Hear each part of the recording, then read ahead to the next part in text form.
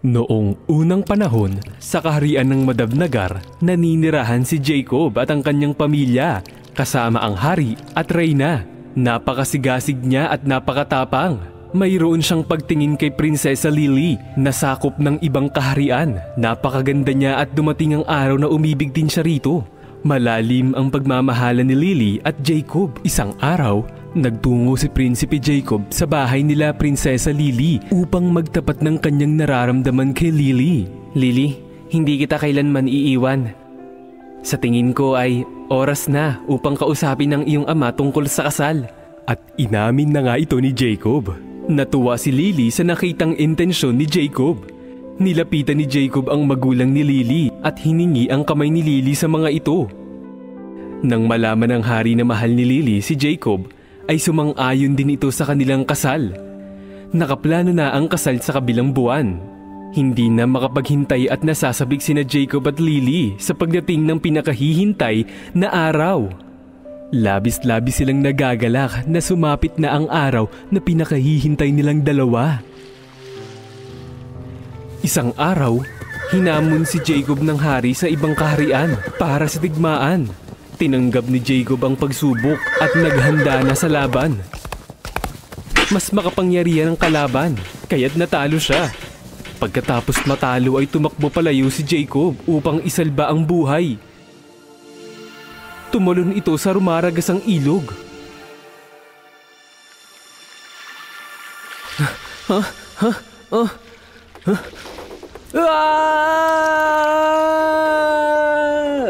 Pagkatapos tumalon sa ilog, nadala ng malakas na alon si Jacob palayo sa kaharian.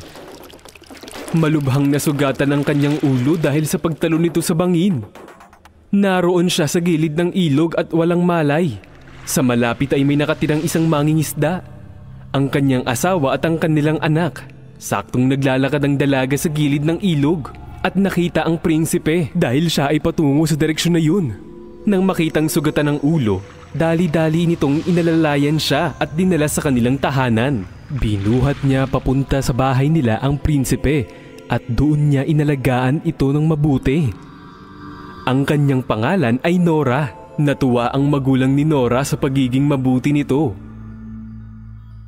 Ama, nakita ko ang lalaki na nakahandusay sa tabing ilog at walang malay. Kawawa naman siya kaya naisipan ko siyang tulungan. Natuwa ang magulang ni Nora sa pagiging mabuti nito. Ngunit matanda na sila at hindi na kayang mag-alaga sa binata. Tinanggap ni Nora ang responsibilidad kaya't nilagyan niya ito ng benda sa ulo. Maya-maya ay bumalik ang malay ng prinsipe. Nagtaka siya nang makita ang kanyang paligid.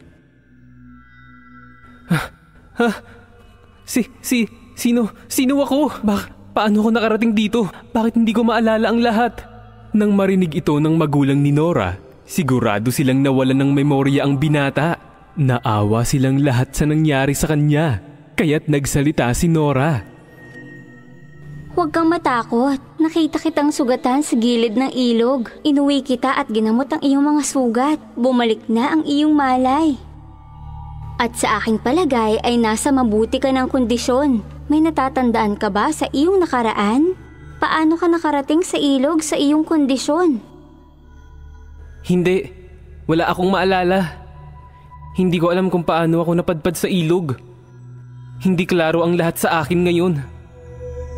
Huwag kang mag-alala. Simula ngayon, tirahan mo na ito at tatawagin kita sa pangalang John. Simula ng araw na yon, nadirahan si Prinsipe Jacob kay Nora dahil sa nawalang memorya.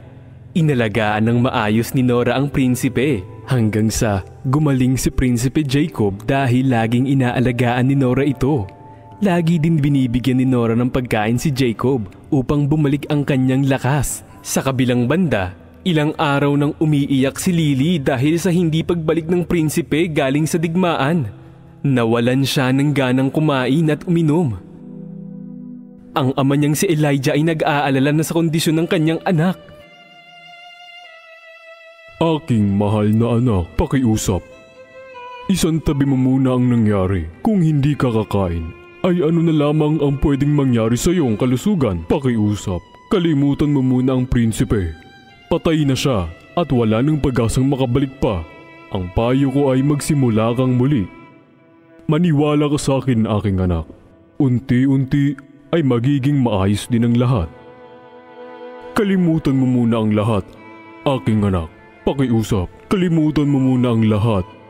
Hindi, Ama. Kailanman hindi ko makakalimutan si Jacob. Habang ako'y nabubuhay, siya lang ang aking mahal. Hindi ko siya kailanman kayang kalimutan.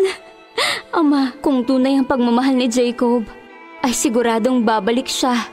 Ama, hindi kakayanin ng puso ko. Kung wala siya, ngunit bago siya bumalik, mabubuhay ako ng dahil sa kanyang memorya. Hindi sinunod ni Lily ang payo ng kanyang ama na kalimutan si Jacob. At hindi siya nakalimot. Hinintay niya ang pagbalik nito. Dito, gamit ang alias na Jan na kasama niya si Nora, araw-araw silang nangangahoy sa gubat kasama si Nora. Nanghuhuli sila ng isda sa ilog. Buong araw niyang nakakasama si Nora. Paunti-unti ay nagsimula na silang mahulog sa isa't isa. Mabuting tao at tapat si Nora. Lumipas ang maraming araw at unti-unti nang nagkakapalagayan ng loob ang isa't isa. Lumalim ang kanilang pagtitinginan. Ngunit isang araw mayroong hindi magandang nangyari. Habang nangangahoy sila sa gubat ni Nora, umakyat siya sa puno at bigla siyang nadulas at nahulog. Tumama ang ulo nito at nagtamo ng sugat. Napahiga siya sa lupa at nawala ng malay. Napansin siya ni Nora sa malayo at nakita siya ni Nora na walang malay at siya'y napatakbo. Nagsaboy ng tubig si Nora sa mukha nito. John, gising na. Gumising ka. Anong nangyayari sa'yo? Bumalik ang kanyang malay at tumingin sa paligid ng gubat. At mukha siyang nagtataka.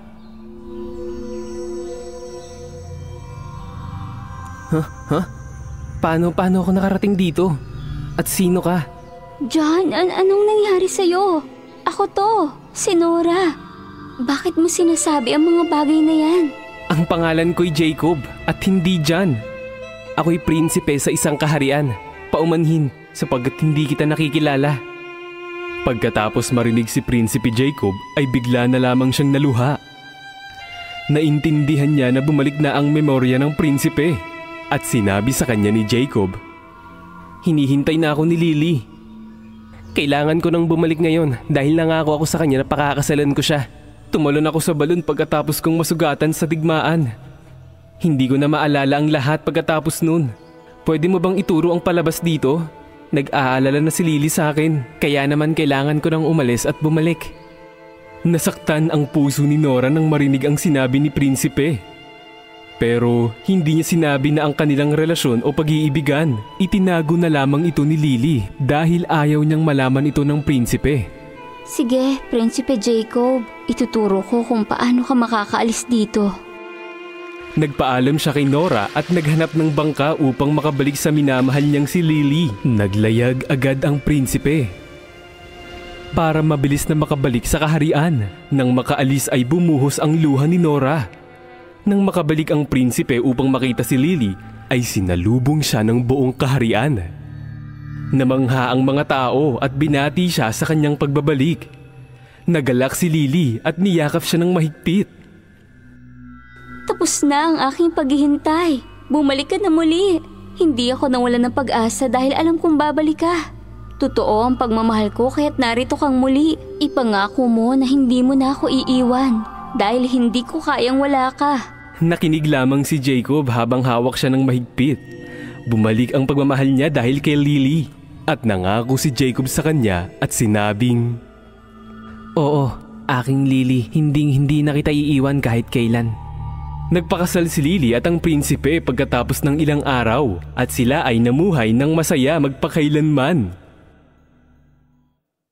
If you enjoyed this story, please like and subscribe our channel and press the bell icon to get future updates. And don't forget to comment.